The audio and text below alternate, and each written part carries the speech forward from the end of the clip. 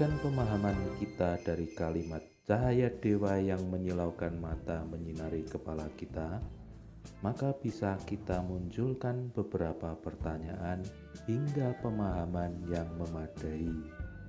1. Bagaimana kita sebagai umat Tao Tai Sang Men Xiao Yopai bisa mendapat manfaat dari cahaya kedewaan ini? 2. Disebutkan cahaya dewa yang menyilaukan mata, tapi mata jasmani saya kok tidak bisa melihatnya. 3. Apakah manusia juga punya semacam cahaya dalam dirinya? Nah, kita akan coba bahas 3 pertanyaan itu di sini.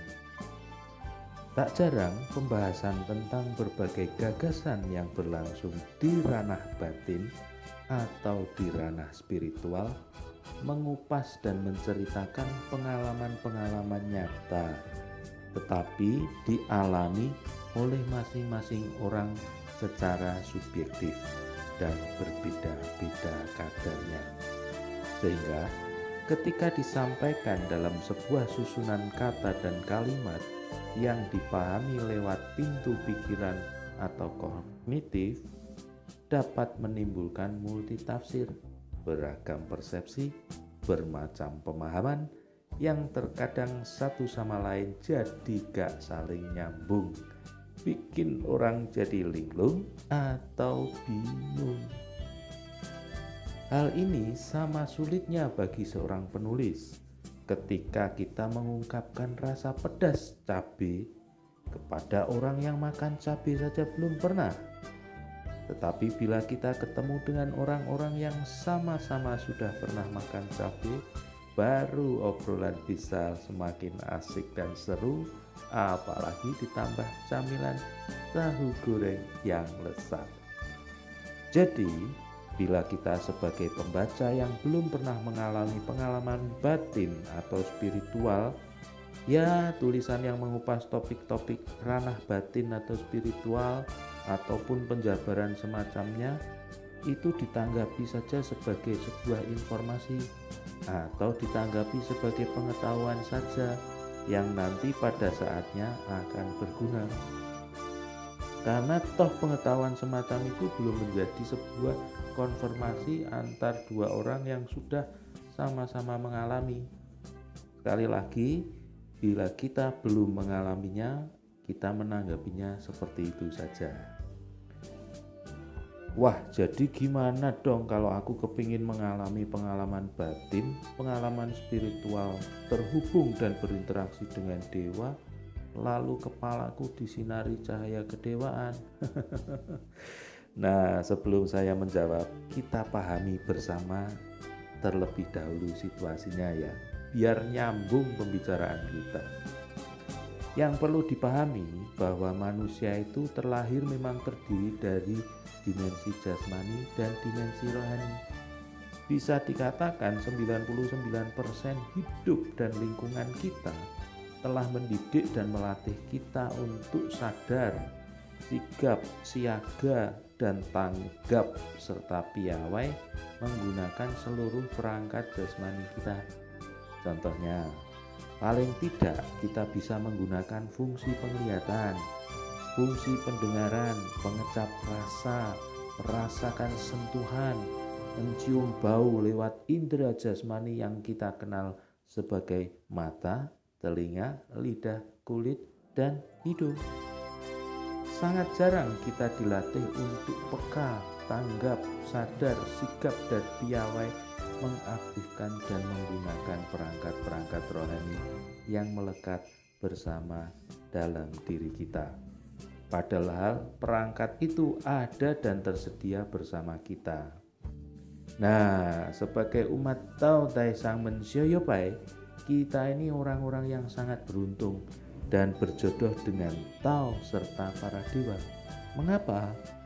Karena kita telah dibukakan sebuah ilmu kedewaan Tao Ying Su oleh Li Sefu. Jadi, bila kita ingin belajar lebih mendalam tentang dunia rohani kita sendiri, lalu mempelajari dimensi kedewaan, maka jalan pengetahuan, dan caranya sudah kita warisi semenjak kita ditauin oleh Li Sefu.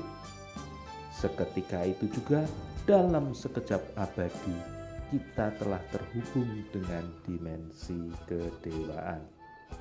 Seperti pertumbuhan balita menuju dewasa, sejalan dengan itu perangkat-perangkat indrawi jasmaninya bertumbuh aktif, operasional, dan fungsional. Maka demikian pula halnya perjalanan dan pertumbuhan dimensi rohani kita secara berangsur-angsur akan membuat perangkat indrawi rohani kita untuk aktif, operasional, dan fungsional. Maka dengan ilmu Tao Ying Su ini kita akan mulai mengalami berbagai pengalaman-pengalaman rohani bersama dewa-dewi yang memancarkan sinar kedewaannya di kepala kita. Ingat ya, bukan di perut kita, juga bukan sebagai sebuah kerlap-kerlip seperti lampu di kafe dan diskotik.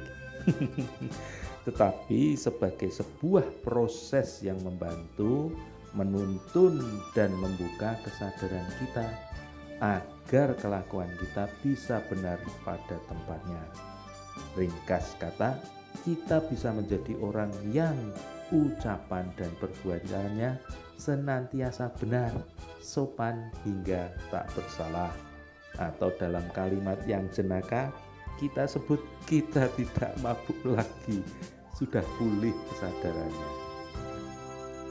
Catatan penting, karena bagi yang sudah mencukupi latihan indera rohaninya bisa melihat, mendengar, ketemu, berinteraksi dengan dewa, dan memang dalam pembinaan lewat metode Tao Ying Su, hubungan dan komunikasi dengan dewa memang adalah hal yang esensial tetapi bukan final yang hendak kita tuju dalam hidup ini. Maksudnya? Nah, ingat kembali pada bagian pertama dari pembahasan kitab suci Dewa Erlangsen kemarin. Tujuan dipertemukannya kita dengan Tao adalah agar kita mendapat tuntunan sehingga bisa menyetel ulang diri kita, mereparasi ulang diri kita, dan mereparasi hidup kita untuk bisa hidup dengan benar dengan indikator yang paling ringkas dan sederhana. Ucapan dan perbuatan haruslah benar, sopan hingga tak bersalah. Jadi kalau sudah tahu duduk persoalannya, kita tidak perlu khawatir lagi dengan anjuran ini.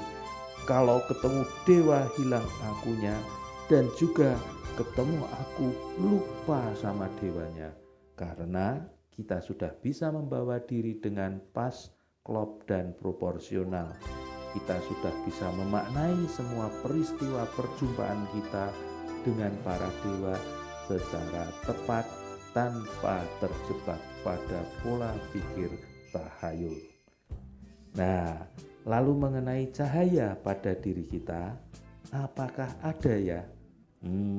Jawaban atas pertanyaan ini sudah dituliskan oleh Li Sefu di buku Chiang Yi, Kitab Kuning edisi revisi 2014 di halaman 188 yang membahas tentang Qi dan Qigong. Saya kutip sedikit di dalam konten ini untuk Anda ketahui. Yang dinamakan Qi mencakup 4 bagian besar, yaitu 1. Oksigen. Ini saya beri tambahan yang masuk ke tubuh lewat hidung dan paru-paru. Kemudian nomor 2, darah dalam tubuh. Nah, ini bentuknya cairan yang bersirkulasi dalam tubuh, membawa makanan dan minum terus ke lambung dalam bentuk gizi-gizi yang bermanfaat bagi tubuh kita. Ketiga, aliran listrik dalam tubuh. Nah, ini hanya bisa dirasakan sendiri oleh masing-masing ya. Kemudian keempat, cahaya mental dalam tubuh. Beruntung kalau indera penglihatan rohani atau mata dewanya sudah terbuka, bisa melihat. Nah, oksigen dan darah adalah benda yang berwujud, barangkali boleh disebut juga sebagai energi yang berwujud. Sementara aliran listrik dan cahaya mental adalah energi yang tidak kasat mata, kita nggak bisa lihat. Jalannya atau berlangsungnya proses empat benda tersebut kadang-kadang bersatu, kadang-kadang jalan sendiri-sendiri, tetapi caranya sangat berlainan. Di antaranya oksigen dan gizi dalam darah jadi satu grup, menggunakan pipa-pipa dalam tubuh untuk menyalurkannya ke seluruh bagian tubuh. Ini adalah transport nyata. Sementara aliran listrik dan cahaya mental menjadi satu grup, untuk penyalurannya menggunakan saluran-saluran yang tak terlihat oleh mata, tetapi bisa dibayangkan lewat visualisasi di pikiran ya, sepertinya seperti itu. Nah, kita tiba pada rangkuman dari bagian ini. Jadi nomor 1, kita sebagai umat Tao Tai Sangen Seoyopai itu sangat beruntung mewarisi ilmu kedewaan yang diajarkan oleh Li Sefu. 2, dengan ilmu ini kita bisa mempelajari secara mandiri sisi-sisi dan dimensi rohani dalam diri kita, dengan bonus semakin paham dimensi kedewaan. Nomor 3, lewat pengalaman rohani ini secara pribadi dan interaksi dengan dewa-dewa dimaksudkan untuk menuntun diri ini ke jalan yang benar. Diibaratkan sadar dari keadaan tidak sadar, netral kembali dari keadaan mabuk, atau siuman dari keadaan pingsan, mencapai keadaan diri yang sadar, mengerti, paham, tercerahkan, hingga terubahkan. Wow, keren sekali bukan? Nah, sambil berproses menuju ke situ, berangsur-angsur ucapan dan perbuatan kita menjadi benar, sopan, hingga tak bersalah. Dan sambil berjalannya waktu, kita menjadi sosok pribadi yang semakin disukai orang. Dan dengan sendirinya urusan rezeki, hoki, nasib, dan urusan kehidupan lainnya terbereskan dengan rapi, bertahap, namun tuntas.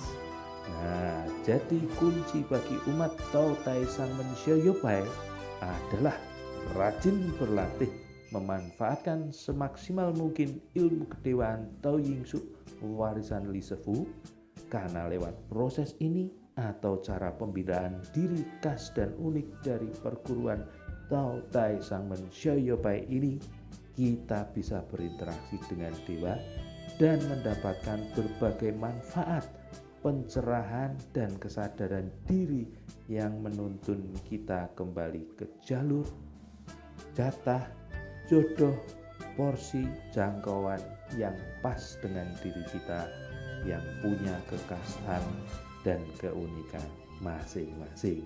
Nah, semoga bermanfaat. Bersambung ke bagian 3.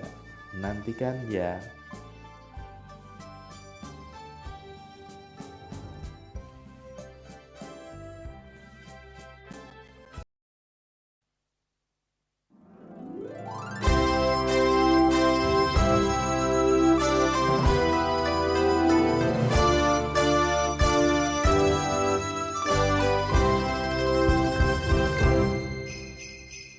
天地浩然生真机，也出乎自然。万法归宗，无外乎要太极。宣扬正道，习之有之乎之。就掌生之无限，浩然生来为要为，三界报道要念密，为道无法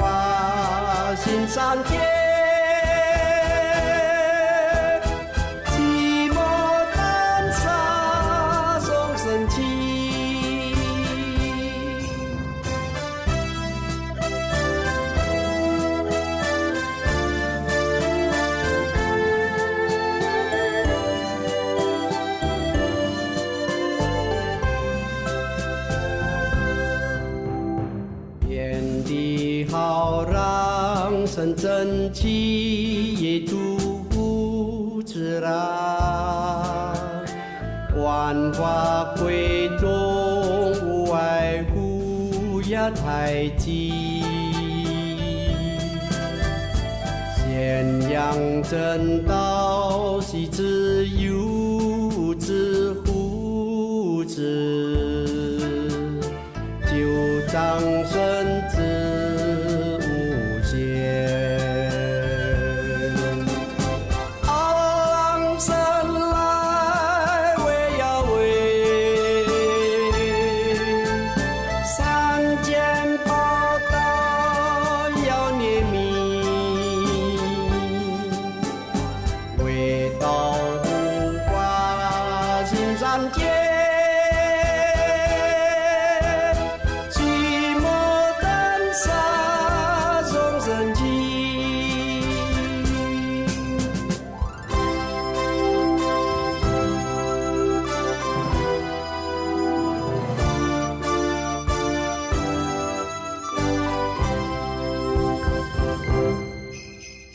Suci bersih timbulnya darilah hati, semuanya sudah dalam taiji, penyebar taunan suci dilindungi, tolong umat berlebih.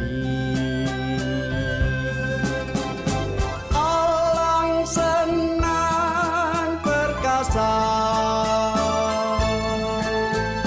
hantu-hantu binasa, dari surga ke dunia, iblis lenyap dipuji.